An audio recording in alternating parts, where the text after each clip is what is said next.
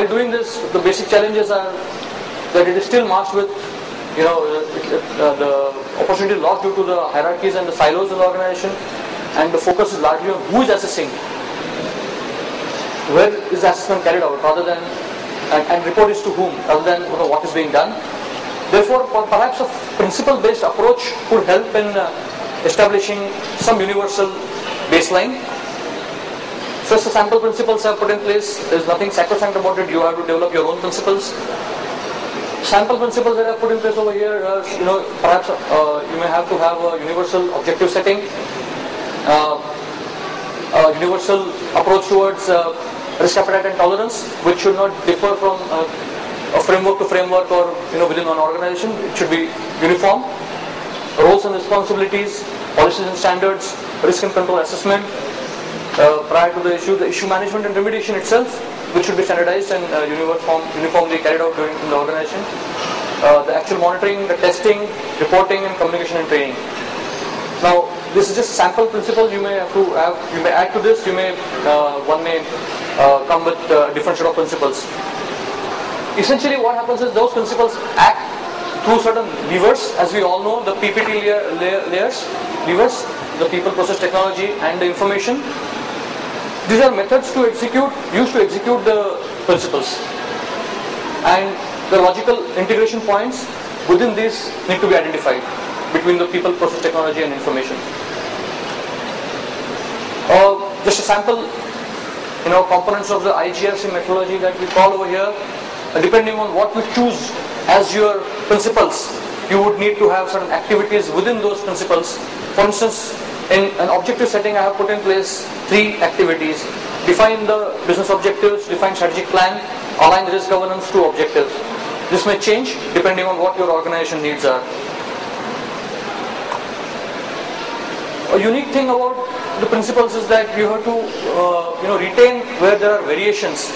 You may not be able to uniformly apply everything to all business units, to all compliance requirements, or to all oversight functions, and therefore there could be some unique aspects, facets of those processes, those functions, those compliance requirements that you still need to preserve effectively, so that you do not, while trying to universalize the requirement, you do not fail on certain things. But it is also important to understand the root causes of those differences. This is a 3-dimensional view of how perhaps the principles, the levers, and the effectively controlled groups would be working. Here's where we look at the integration opportunities across the operating levers. For instance, the levers would provide points of potential integration, as I mentioned, creating a centralized issue management team, leveraging a single technology for assessment across multiple compliance requirements, and people are actually talking about it at this time. This is not something new. I know a lot of organizations, including certain organizations, even Vishal and I were discussing about this some time back. What we have done from PwC's end is that we have taken this set of requirements and arrived at around 141 principles in GRC across 10 key categories, and that's basically what we use for our when we step into engagements. Just a suggested approach how we carry out. You assess, determine the needs, benefits, assess the current GRC environment in your organization, agree upon what the opportunities for improvements are, design the potential to be environment, IGRC environment. You have to have certain migration and implementation plans around it, construct those changes, and migrate and actually implement those requirements and carry out an improvement activity going on an ongoing basis. There are 3 scales of integration. Integration within and across.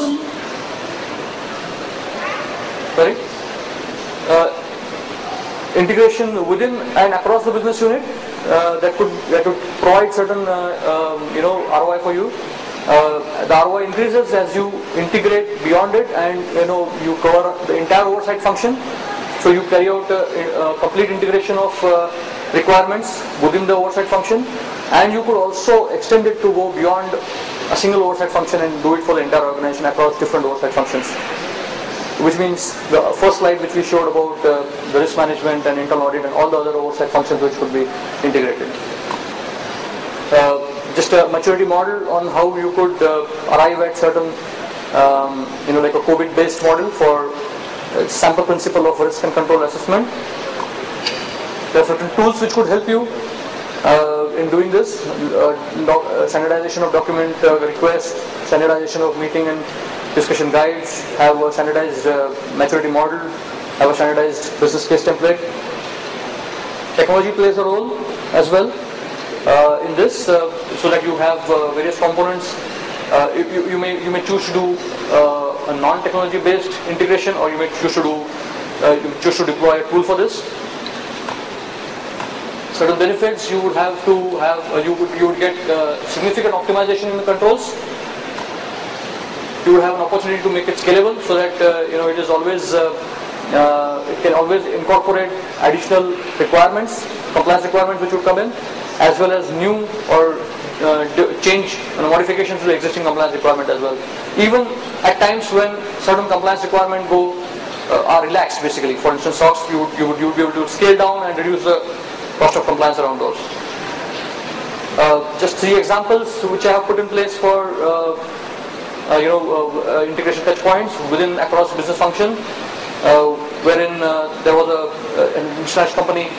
Risk management and compliance oversight committees existed across the organization in the business units within the functional areas, and what they did was they created a prototype for one business unit, developed uniform methodologies for entering and maintaining information, like our friend over here, and disparate desktop systems were migrated to a single database system, which resulted in a more coherent basis for the management to assess risk management and compliance process.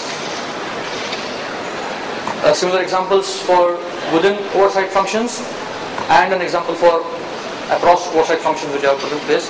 Just a summary around this business case for IGRC.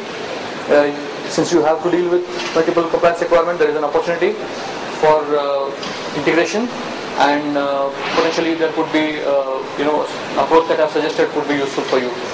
Thank you.